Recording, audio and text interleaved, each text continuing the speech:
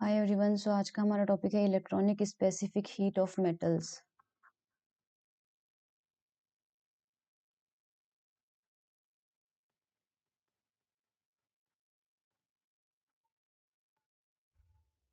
Electronic specific ही धातुओं की इलेक्ट्रॉनिक विशिष्ट ऊष्मा। ओके, हिंदी में इसका नाम रहेगा धातुओं की इलेक्ट्रॉनिक विशिष्ट ऊष्मा।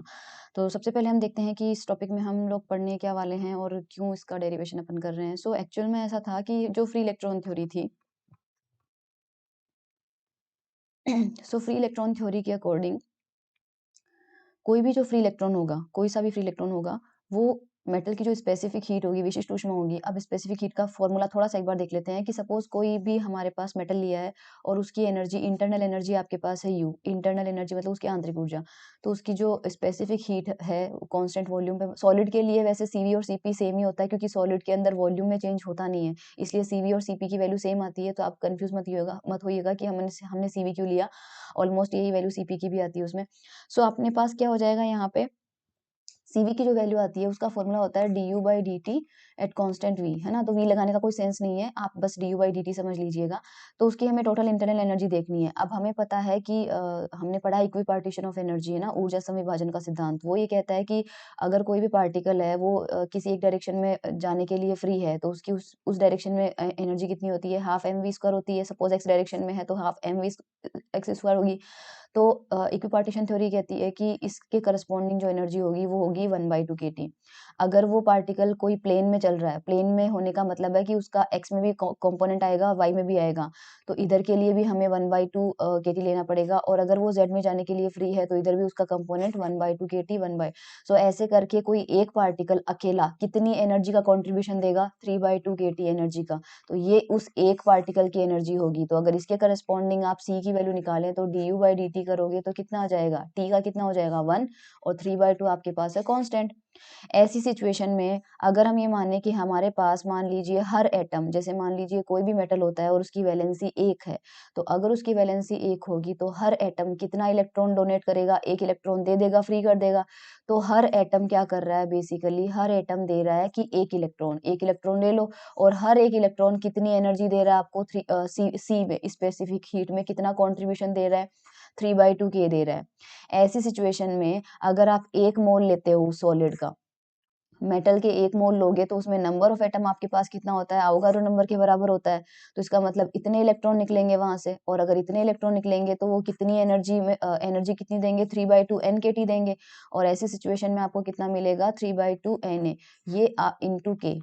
और एन ए इंटू के कितना होता है, आर होता है। सो 3/2 आर या 3/2 एन के, ये इलेक्ट्रॉन की स्पेसिफिक हीट के अंदर इलेक्ट्रॉनों का, ओनली इलेक्ट्रॉनों का स्पेसिफिक हीट में कंट्रीब्यूशन होता है कितना, 3/2 आर के बराबर होता है। सो अगर हम यहाँ पे ये चीज देखें, है ना, तो यहाँ पर इलेक्ट्रॉनों का हमें मिल गया है।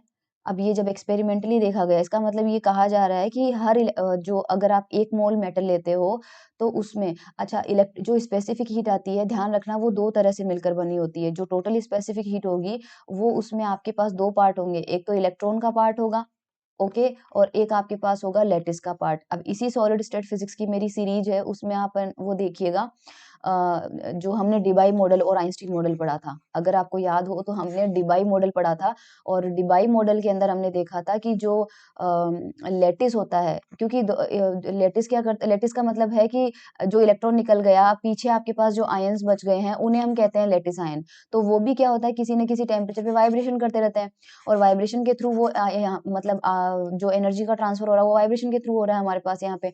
सो जो इलेक्ट्रॉनिक स्पेसिफिक हीट है उसमें इलेक्ट्रॉन का कंट्रीब्यूशन है, और जो रिमेनिंग लेटिस आयंस होते हैं वो लेटिस वाला पार्ट हो जाता है। सो हमने देखा था कि डिबाई मॉडल ने ये वाला लेटिस की वजह से जो स्पेसिफिक हीट होती है, वो डिबाई ने अपने मॉडल में समझाया था। और डिबाई ने ये कहा था कि जो लेटिस की वजह से स्पेसिफिक हीट होती है वो किसके प्रोपोर्शनल आती है, आपके पास टी क्यूब के प्रोपोर्शनल आती है, ठीक है। लेकिन इलेक्ट्रॉन के बारे में डिबाई मॉडल सिर्फ लेटिस के बारे में एक्सप्लेन करता है, तो हम जो मॉडल अभी पढ़ रहे हैं वो इलेक्ट्रॉन के कॉन्ट्रीब्यूशन को बताएगा, क्योंकि लेटिस के कॉन्ट्रीब्यूशन को हम पहले ही डिबाई मॉडल में स्टडी कर चुके हैं। सो हमारे इस टॉपिक में हम केवल इलेक्ट्रॉन वाला पार्ट ही स्टडी करेंगे। सो अगर हम देखें तो फ्री इलेक्ट्रॉन थ्योरी को सही माने तो फ्री इलेक्ट्रॉन थ्योरी ये कहती है कि टेम्परेचर चाहे कुछ भी हो, इसका कंट्रीब्यूशन हमेशा 3/2r रहेगा। 3/2r में आप देख सकते हैं T का टर्म ही नहीं है। इसका मतलब अगर मैं लो टेम्परेचर पे लूँ तो भी इलेक्ट्रॉन इतना कंट्रीब्यूट करेंगे, अगर मैं हाई टेम्परेचर लूँ तो भी इलेक्ट्रॉन इतना कंट्रीब्यूट करेंगे। तो ये बात जो एक्सपेरिमेंट से सच नहीं पाई गई। एक्सपेरिमेंट जब करके देखा गया तो एक्सपेरिमेंटली ये ऑब्जर्व किया गया कि अगर हम रूम टेम्परेचर पे देखें तो रूम टेम्परेचर पे जो इलेक्ट्रॉनों का ये कंट्रीब्यूशन है वो 3/2r नहीं होता है, बल्कि वो इसका 0.01 टाइम्स होता है। आप देख सकते हैं 0.01 टाइम्स कितना होता है, ठीक है। तो रूम टेम्परेचर पे तो वो जो अपन को मिल रहा है उसका 0.01 टाइम्स है। और अगर हम बहुत ही लो टेम्परेचर पे चले जाते हैं, रूम टेम्परेचर पे तो इतना है, और जब अपन लो टेम्परेचर पे चले जाते हैं तब ये लो टेम्परेचर पे क्या होता है कि जो इलेक्ट्रॉन का पार्ट होता है और जो लेटिस का पार्ट होता है ये ऑलमोस्ट इक्वल शेयरिंग होती है, दोनों की इक्वल शेयरिंग होती है। सो इसका मतलब टेम्परेचर पे डिपेंड कर रहा है, जबकि फ्री इलेक्ट्रॉन थ्योरी ने तो एक कांस्टेंट वैल्यू दे दी थी जो कि टेम्परेचर पे डिपेंड नहीं कर रही थी, और एक्सपेरिमेंट से कुछ और ही मिल रहा है। एक्सपेरिमेंट से हमारे पास यहाँ पर मिल रहा है कि ये वैल्यू अलग आ रही है, बहुत कंट्रीब्यूशन कम आ रहा है, लेकिन लो टेम्परेचर पे ये खुद लेटिस के जितना दे रहा है, ठीक है। तो इसका जो रीजन दिया गया है कि इसका मतलब फ्री इलेक्ट्रॉन थ्योरी गलत है।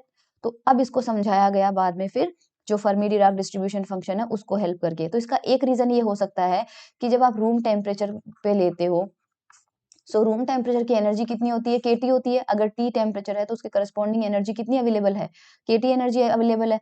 तो हमने ये माना था कि हर एटम जो है वो एक इलेक्ट्रॉन को फ्री कर रहा है, सो उस मेटल में बहुत सारे इलेक्ट्रॉन्स हो जाएंगे, लेकिन वो सारे के सारे इलेक्ट्रॉन्स जो हैं वो स्पेसिफिक हीट में कंट्रीब्यूट नहीं करेंगे, क्योंकि केवल वो ही इलेक्ट्रॉन जो है कंट्रीब्यूट करेंगे जो कि फर्मी एनर्जी के आसपास होंगे। क्योंकि जैसे मान लीजिए ये फर्मी एनर्जी है, अब इस फर्मी एनर्जी के नीचे मैं एक लेवल बना देती हूँ और यहाँ से यहाँ तक का एनर्जी डिफरेंस मान लीजिए केटी है। अब आपने रूम टेम्परेचर पे इस सैंपल को रखा, तो रूम टेम्परेचर पे आपने एनर्जी कितनी प्रोवाइड करी है, केटी। अब यहाँ पर ईएफ के नीचे हमें पता है जो इलेक्ट्रॉन्स होते हैं वो तो नीचे तक क्योंकि फर्मी लेवल हम मान के चलते हैं ना कि फर्मी लेवल के नीचे तक सारे इलेक्ट्रॉन्स भरे हुए होते हैं, सो नीचे तक आपके पास इलेक्ट्रॉन्स है। लेकिन अब कोई इलेक्ट्रॉन बिल्कुल एक्साइट अगर होगा तो सारे के सारे इलेक्ट्रॉन इतनी एनर्जी से एक्साइट नहीं हो सकते। तो जो फर्मी लेवल के आसपास इलेक्ट्रॉन्स होंगे, देखो फर्मी एनर्जी के आसपास मतलब सपोज ये तो नीचे में यहाँ पर भी इलेक्ट्रॉन मान लेती हूँ, यहाँ पर भी मान लेती हूँ, यहाँ पर भी। तो ये जो 3 इलेक्ट्रॉन है इनको ये केटी एनर्जी सफिशिएंट है, क्योंकि इनको इतना चाहिए कि बस हमें केटी से एनर्जी से कम या उतना मिल जाए, मिनिमम केटी एनर्जी मिल जाए, तो इसको लेके वो ऊपर निकल जाएंगे, फर्मी एनर्जी को क्रॉस कर जाएंगे और हम उनको कंप्लीटली फ्री बोल देंगे और वो फ्रीली अपना जो स्पेसिफिक हीट है उसमें कंट्रीब्यूट करेंगे। नीचे वाले इलेक्ट्रॉन जो उनको ज्यादा एनर्जी चाहिए, उनको इतनी एनर्जी चाहिए होगी, ये देखो। तो जब हम रूम टेम्परेचर पे सैंपल को रखेंगे तो केवल जो फर्मी एनर्जी के आसपास वाले इलेक्ट्रॉन्स है वो तो ये रूम टेम्परेचर की एनर्जी से एक्साइट होके ऊपर चले जाएंगे, और जो नीचे वाले इलेक्ट्रॉन है वो नहीं जा पाएंगे। इसलिए जो आपने कंट्रीब्यूशन लिया था कि Na एटम अगर आपके पास है और वो Na इलेक्ट्रॉन देते हैं और सबके सब कंट्रीब्यूट करेंगे, तो ये थ्योरी गलत है, सारे नहीं कंट्रीब्यूट करेंगे। आपको सिर्फ फर्मी एनर्जी के आसपास जो इलेक्ट्रॉन्स है उनका नंबर निकालना पड़ेगा, और वो अलग अलग टेम्परेचर पे चेंज होता जाएगा, क्योंकि जैसे जैसे आप टेम्परेचर चेंज करोगे आपके केटी की वैल्यू चेंज होती जाएगी, और जैसे जैसे आप केटी की वैल्यू चेंज करते जाएंगे इलेक्ट्रॉन्स जो हैं, क्योंकि वो यहाँ से यहाँ तक है, अगर आप केटी चेंज करते जाओगे तो ये रेंज चेंज होती जाएगी, कभी ज्यादा होगी कभी कम होगी, उस हिसाब से नंबर ऑफ इलेक्ट्रॉन जो कि इस एनर्जी को लेके ऊपर जा रहे हैं उनका नंबर चेंज हो जाएगा, और जब इलेक्ट्रॉन का नंबर चेंज हो जाएगा तो उनकी एनर्जी चेंज हो जाएगी, उनकी एनर्जी चेंज हो जाएगी तो स्पेसिफिक हीट भी चेंज हो जाएगी। अब ये तो रहा थ्योरेटिकल एक्सप्लेनेशन। अब हम इसको प्रूव करते हैं कि क्या एक्सप्रेशन आता है। सो डेंसिटी ऑफ स्टेट्स हमने अभी अभी देखा, डीएन की वैल्यू कितनी थी हमारे पास, Fe Ze और De, करेक्ट। अब Ze की वैल्यू आपके पास कितना है, मान लीजिए हमारे पास Ze की वैल्यू हमने कैलकुलेट करी है 3/2n e⁻½ और ये आ जाएगा EF0 3/2, और हाँ ये हमारे पास Ze की वैल्यू है, करेक्ट। वैल्यू पुट करते हैं, फर्मी डिराक फंक्शन की वैल्यू प्रीवियस लेक्चर में मैंने आपको बताई दी थी, ठीक है। अब हम यहाँ पर हमारे पास क्योंकि हमने मेटल लिया है, मेटल में हमारे पास जो फ्री इलेक्ट्रॉन्स होते हैं, मैंने आपको बताया था कि मेटल में जो फ्री इलेक्ट्रॉन्स होते हैं वो बिल्कुल वैसे बिहेव करते हैं जैसे कि किसी गैस के अंदर एटम्स, इसलिए हम इसको क्या बोलते हैं, इलेक्ट्रॉन गैस बोलते हैं। सो इस इलेक्ट्रॉन गैस की अगर आप एवरेज एनर्जी निकालें या मीन एनर्जी निकालें यानी माध्य ऊर्जा, सो उसका जो फॉर्मूला आपके पास होता है, सपोज E बार है। एवरेज एनर्जी कैसे निकालते हैं, अगर मैं आपसे बोलूं कि N1 नंबर ऑफ एटम है उनकी एनर्जी E1 है, N2 की एनर्जी E2 है, N3 की एनर्जी E3 है। तो आप इसका एवरेज कैसे निकालते हैं? आप इनको टोटल करेंगे और N1 plus N2 plus N3 से डिवाइड कर देंगे। बिल्कुल अपन को वैसे ही करना है, लेकिन हमारे पास बहुत छोटी-छोटी रेंज है जिनकी एनर्जी बहुत जल्दी-जल्दी मतलब रेंज हमारे पास काफ़ी छोटी है। तो अगर हम समेशन की बजाय समेशन ही कर रहे हो एक तरह से आप, समेशन को अगर मैं इंटीग्रेशन से रिप्लेस करूँ तो क्या हो जाएगा? ये देखो इंटीग्रेशन हो जाएगा। Dn मॉलिक्यूल मेरे पास ऐसे हैं जिनकी एनर्जी है E, तो आपके वैसे भी क्या कर रहे हो, नंबर को एनर्जी से मल्टीप्लाई कर रहे हो, मैंने भी नंबर को एनर्जी से मल्टीप्लाई कर दिया। समेशन की बजाय हमने इंटीग्रेशन ले लिया, ठीक है, और डिवाइड करना है टोटल नंबर से। टोटल नंबर आपके पास मान लीजिए कितना है? n। तो ये एवरेज का फॉर्मूला आ गया, 0 से इन्फिनिटी हमारे पास डाल देते हैं सारी पॉसिबिलिटीज के लिए। तो हमारे पास वैल्यूज पुट करते हैं, E bar is equals to 1/n। Dn की वैल्यू हमने अभी अभी देखा कितना है? ZE FE, और ये साथ में E भी आ जाएगा, ZE FE DE आ जाएगा हमारे पास, ठीक है। मैंने Dn की वैल्यू यहाँ पर पुट कर दिया, साथ में यहाँ पे E भी मल्टीप्लीकेशन में है। वैल्यूज पुट करते हैं, तो ZE का फॉर्मूला हमारे पास अभी अभी देखा था अपन ने, ZE का फॉर्मूला कितना था? 3/2n e raise to power half EF0 3 half, ये तो था ZE। FE का एक्सप्रेशन हमारे पास कितना है? e raise to power E minus EF upon KT plus 1। साथ में हमारे पास एक ये वाला E भी है, ये भी यहाँ पर लिख लीजिए। ये तो पूरा ZE का एक्सप्रेशन हो गया, ठीक है। ये आपके पास FE का हो गया, और ये E मैंने यहाँ पर रखा है, और साथ में अपने पास आ गया DE। सो अगेन ये इंटीग्रेशन लास्ट लेक्चर की तरह बहुत कॉम्प्लिकेटेड है, इसलिए हमें क्या करना है, हमें इस इंटीग्रेशन की डायरेक्ट वैल्यू याद रखनी है। n से n आपके पास कैंसिल आउट हो रहा है, जो टर्म कॉमन आ रहे हैं, देखो EF0 बेसिकली आपके पास कांस्टेंट टर्म है। EF0 क्या है? Fermi energy at T is equal to 0 kelvin temperature, जो कि ये कांस्टेंट टर्म होता है। इसलिए आप इसे 3/2 और EF0 की पावर 3/2 को बाहर ले सकते हैं। रिमेनिंग पार्ट आपके पास कितना बच जाएगा? E रेज टू पावर 3/2, और ये आ जाएगा 1/E minus EF upon KT plus 1 और DE। ओके, सो ये हमारे पास वैल्यू हो जाएगी। अब इस इंटीग्रेशन को जब सॉल्व करते हैं तो हमें इसकी डायरेक्ट वैल्यू आपको ध्यान रखनी है। जैसा कि मैंने आपको बताया कि हम सॉल्व नहीं करेंगे इसको, ये बहुत ही कॉम्प्लिकेटेड इंटीग्रेशन है। सो इसका इंटीग्रेशन होता है आपके पास ये 2/5 EF की raise to power 5/2 plus pi square pi KT square. Same कुछ सिमिलर सा है अगर आप लास्ट लेक्चर देखें तो, EF की पावर 1/2। तो ये इसका इंटीग्रेशन है। अगर हम इसके इंटीग्रेशन को 0 टू इन्फिनिटी के अंदर सॉल्व करते हैं तो इसका इंटीग्रेशन हमें मिलेगा ये। ओके, सो हमारे पास E बार की वैल्यू आ जाती है। ओके, और जैसे ही हमारे पास, अब मैंने कहा था कि अगर अपन मान लीजिए फर्मी एनर्जी का फॉर्मूला हमारे पास था, ये आपको ध्यान हो तो EF जो है ये किसी T केल्विन टेम्परेचर पे फर्मी एनर्जी है, और EF0 जो है वो 0 केल्विन टेम्परेचर पे फर्मी एनर्जी है, ठीक है। सो EF और EF0 में एक रिलेशन हमने लास्ट लेक्चर में डिराइव किया था। EF बराबर आया था EF0 1 minus pi KT upon 12 EF0 square. ये देखिए EF और EF0 का हमें रिलेशन मिला था, तो जहां जहां पे हमें EF मिल रहा है, एक तो यहाँ मिल रहा है और एक आपको यहाँ मिल रहा है, तो ये वैल्यूज यहाँ पर पुट कर देते हैं। तो देखो E बार हमें कितना मिलेगा? 3/2 EF0 3/2 2/5। अब मैं ये रख देती हूँ EF की पावर 5/2 की जगह, ये पूरा पार्ट रखना है मुझे। ये देखो इतना का पूरा पार्ट रखेंगे, तो सबसे पहले EF0 की पावर 5/2 आएगा, और ये जो ब्रैकेट में है इसका भी 5/2 लेना पड़ेगा।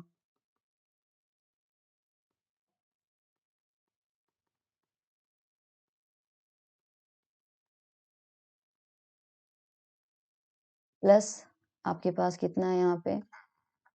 पाई KT स्क्वायर 4, और ये EF की पावर 1/2 है ऊपर, सो इसकी पूरे की पावर आ जाएगी 1/2।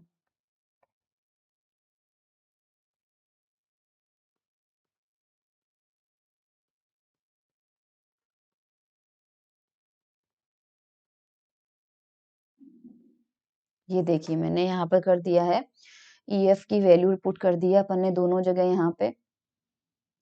अब हमें क्या करना पड़ेगा, इसको थोड़ा सा सॉल्व करना पड़ेगा, जो कि मैं चाहती हूँ कि आप अपने लेवल पे खुद कोशिश कीजिए।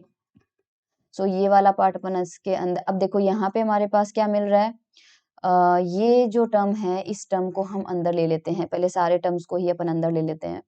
सो अगर इसको अंदर ले लेते हैं तो हमारे पास कितना हो जाएगा, ब्रैकेट को मैं पूरा ही बाहर ले रही हूँ, 3/2 और यहाँ आ जाएगा 2/5 EF0 5/2 1 minus pi KT square upon 12 EF0 square की पावर 5/2 प्लस 3/2 EF0 3/2, साथ में यहाँ पर कितना हमारे पास पाई KT square upon 4 EF0 1/2 1 minus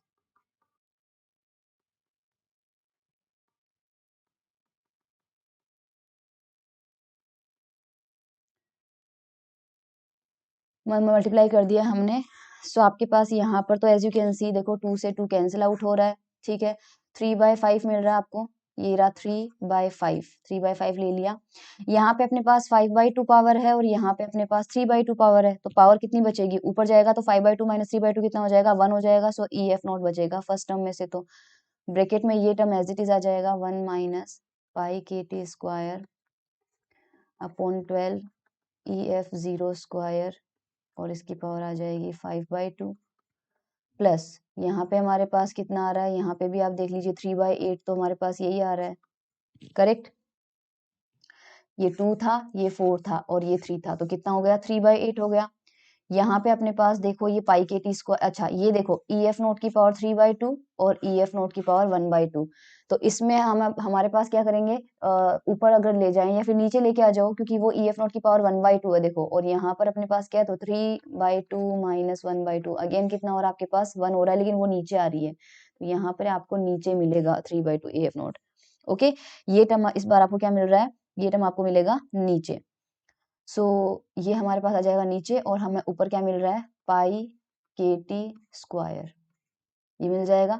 okay, बाकी सारे टर्म्स आई गेस हमने लिख रखे हैं, ठीक है। 1 minus pi KT square upon 12 EF0 square और इसकी पावर आ जाएगी 1/2, ये देखो हो गया, यहाँ तक कोई दिक्कत नहीं है। 3/5 EF0 अगर हम कॉमन ले लेते हैं, मतलब ये पूरा टर्म में सिर्फ इतना सा पार्ट जो है वो दोनों में से कॉमन लेना चाह रही हूँ, तो हमें क्या मिलेगा, देखो 3/5 EF0 कॉमन ले लिया है, तो यहाँ से तो बस इतना ही टर्म आएगा हमारे पास, 1 माइनस पाई KT। वैसे ये कैलकुलेशन आप खुद कर सकते हैं, फर्स्ट में से तो हमें ये मिलेगा पूरा, है ना, 5/2 प्लस, अब जो टर्म आप कॉमन लेते हैं उसका आपको डिवाइड करना पड़ता है, राइट। अगर अपन डिवाइड करेंगे तो ये वाला जो पूरा टर्म है 3/5, इससे डिवाइड कर दो, इससे डिवाइड क्या करना पड़ेगा आपको, 3/5 EF0 से डिवाइड करना पड़ेगा, 3/5 EF0 से डिवाइड करना पड़ेगा। तो 3 से 3 कैंसिल आउट हो रहा है, आपके पास 5/8 चला जाएगा ऊपर, करेक्ट, आपके पास चला जाएगा 5/8। साथ में आपके पास क्या आ रहा है, पाई KT स्क्वायर आ रहा है, पाई KT का स्क्वायर आपके पास आ जाएगा, और as you can see EF0 का स्क्वायर भी आपके पास आ रहा है, क्योंकि ये भी आपके पास नीचे है और ये भी आपके पास नीचे है, तो यहाँ पे अपने पास आ जाएगा EF0 का स्क्वायर, और ब्रैकेट में ये टर्म हमें एज इट इज मिल जाएगा।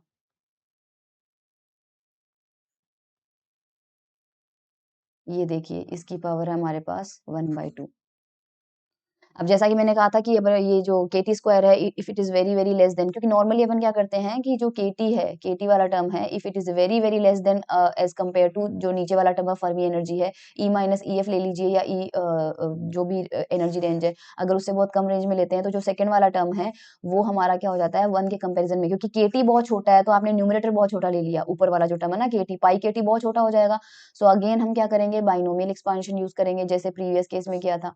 बाइनोमियल एक्सपांशन में आपके पास क्या होता है, 1 प्लस एक्स की पावर n में हम केवल दो ही टर्म लेंगे, 1 प्लस NX, आगे आने वाले टर्म हम अवॉइड कर देंगे क्योंकि उनका जो वैल्यू है वो डिक्रीज होता जाएगा। सो अपने पास एनर्जी की वैल्यू कितनी आ जाएगी, 3/5, कैलकुलेट क्या कर रहे थे अपन, मीन एनर्जी, हाँ एवरेज एनर्जी अपन कैलकुलेट कर रहे थे। सो 3/5 EF0 हमारे पास आ जाएगा, ओके। और यहाँ पे हमें क्या मिल रहा है, देखो 1 प्लस NX लगाते हैं, सो 1 प्लस NX, अब हम आपके पास n की वैल्यू क्या है 5/2, लेकिन यहाँ पे माइनस है, तो x की वैल्यू आपके पास, क्योंकि ये तो 1 प्लस x होता है, तब आपके पास यहाँ पे प्लस आता है। अब हमें क्या करना है, यहाँ पे माइनस x लेना है, तो अपने पास हो जाएगा माइनस, और NX में कितना आ जाएगा, ये 5/2, ये n हो गया और ये x हो गया अपना, पाई KT square upon 12 EF0 square, ठीक है, plus 5/8 pi KT square upon E F not square, इसमें भी 1 माइनस एन एक्स लगा देते हैं, तो यहाँ हो जाएगा 1 माइनस ये एन और ये एक्स।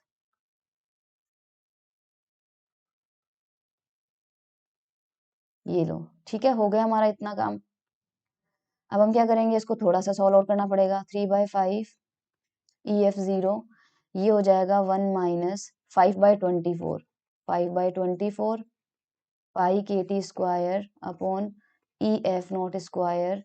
ये आपके पास, इसको अंदर मल्टीप्लाई कर लेते हैं, सो ये आपके पास आ जाएगा 5/8 पाई के T square upon E F not square minus, ये अपने पास कितना आ रहा है 5/24 इंटू 8, 24 इंटू 8 होता है 192, सो 192 आ जाएगा, और पाई के टी की पावर 4 चला जाएगा, देखो पाई के टी की पावर 4 चला जाएगा, और ई एफ नॉट की पावर भी आपके पास 4 आ जाएगा। अब इसमें क्या है ना, हमारे पास के टी बहुत छोटा टर्म है। देखो अगर के टी आपके पास, अभी थोड़ी देर पहले बताया, प्रीवियस लेक्चर में बताया था कि के टी की वैल्यू अगर छोटी है, कोई छोटा नंबर होता है, तो उसका स्क्वायर और कम हो जाता है और उसकी पावर 4 और कम हो जाती है। सो पावर 4 वाला टर्म जो है हम उसे अवॉइड कर सकते हैं, क्योंकि ये बाकी टर्म्स के कंपेरिजन में छोटा होगा, और यहाँ स्क्वायर वाला है, यहाँ स्क्वायर है, ये टर्म दोनों में है, तो 5/8 और माइनस 5/24 को सॉल्व कर लेंगे।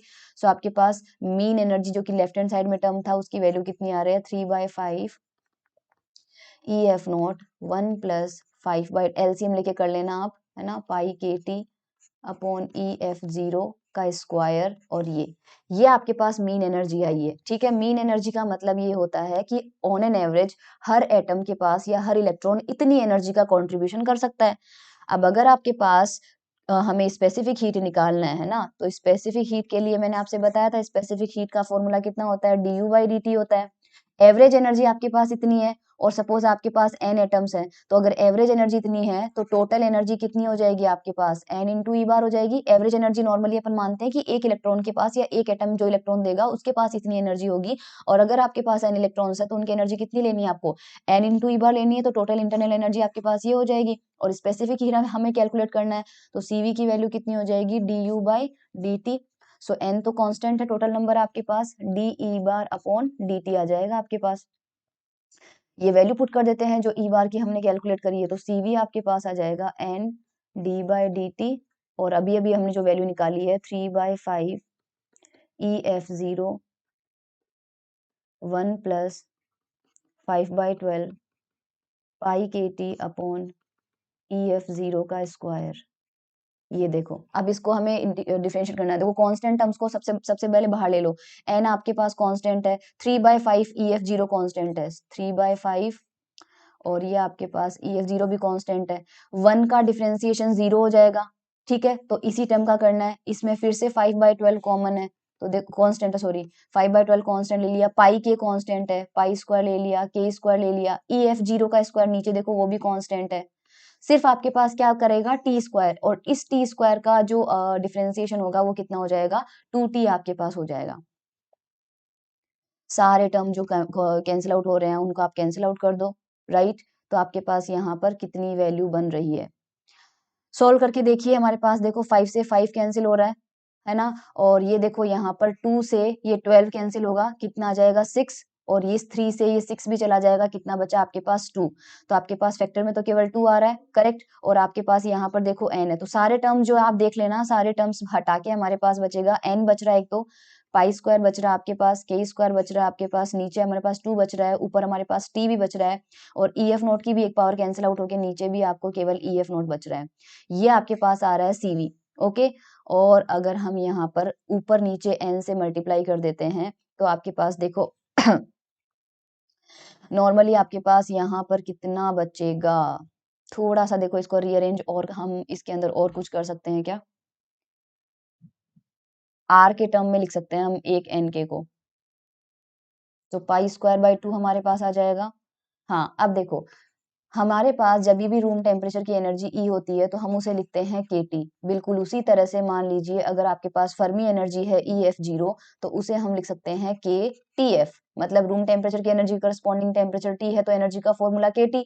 फर्मी एनर्जी के करस्पॉन्डिंग अगर फर्मी टेम्परेचर ले रहे हैं तो इसको हम क्या लिख सकते हैं, KTF लिख सकते हैं। तो आपके पास यहाँ पर EF नोट को हम क्या लिखेंगे, KTF, इसको लिख लेंगे हम KTF।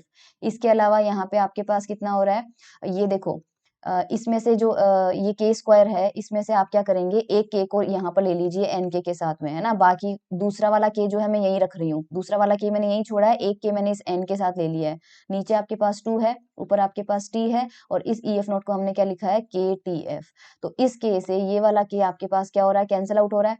और आपने पढ़ा होगा एन के की वैल्यू कितनी होती है, आर होती है। तो आपके पास यहाँ पे आ जाएगा आर, यहाँ पे आपके पास आ रहा है पाई स्क्वायर बाय 2, और यहाँ पे आपके पास आ रहा है टी बाई टी एफ। तो सीवी इलेक्ट्रॉनिक जो है आपके पास, उसका इलेक्ट्रॉन की वजह से वो आपके पास आता है pi square by 2 R T upon T F. ये फॉर्मूला बड़ा इंपॉर्टेंट है, क्योंकि इससे ये पता चलता है कि जो हमने कहा था कि 3/2 आर कॉन्स्टेंट आना चाहिए, सीवी वो कॉन्स्टेंट नहीं आ रही है। सीवी इलेक्ट्रॉनिक आपके पास टेम्परेचर के डायरेक्टली प्रोपोर्शनल है। सीवी इलेक्ट्रॉनिक आपके पास क्या आ रहा है, टेम्परेचर के डायरेक्टली प्रोपोर्शनल यहाँ पे आपके पास आ रहा है। तो अब देखो होता क्या है हमारे पास, कि जो टोटल स्पेसिफिक हीट होती है, मैंने कहा था टोटल आपके पास होती है CV electronic plus CV lattice. हमें अभी अभी देखा ये तो है टेम्परेचर के डायरेक्टली प्रोपोर्शनल, और ये डिबाई ने ऐसे कहा था कि टी क्यूब के प्रोपोर्शनल आती है। तो आप इसे क्या लिख सकते हो, प्रोपोर्शनल साइन है तो या कांस्टेंट ही है, वैसे तो ये पाई स्क्वायर बाय 2 आर, इसको नया कांस्टेंट दे दो कैपिटल ए, तो ये आप इसे लिख सकते हो एटी, क्योंकि हमने देखा ये टी के प्रोपोर्शनल आया है। और इसे हम लिख सकते हैं बी टी क्यूब, क्योंकि ये टी क्यूब के प्रोपोर्शनल आया है। सो ये होती है किसी भी सॉलिड या मेटल की टोटल स्पेसिफिक हीट, जिसमें इलेक्ट्रॉन और लेटिस दोनों कंट्रीब्यूट कर रहे हैं। सो अगर हम इसका ग्राफ प्लॉट करते हैं, तो ग्राफ भी आपको थोड़ा सा ध्यान रखना है। यहाँ बनाती हूँ, तो यहाँ पे अपने पास देखो 80, सीवी का अगर 80 के साथ ग्राफ बनाओगे तो y is equal to M X का ग्राफ बनेगा, जो कि स्ट्रेट लाइन है बिल्कुल ओरिजिन से जाती हुई। और ये जो है y इज इक्वल टू अगर एम एक्स क्यूब का ग्राफ है, यानी y proportional to X cube है, तो वो जो ग्राफ आता है वो आपका ऐसे जाता है, क्यूब का ग्राफ ऐसे जाता है।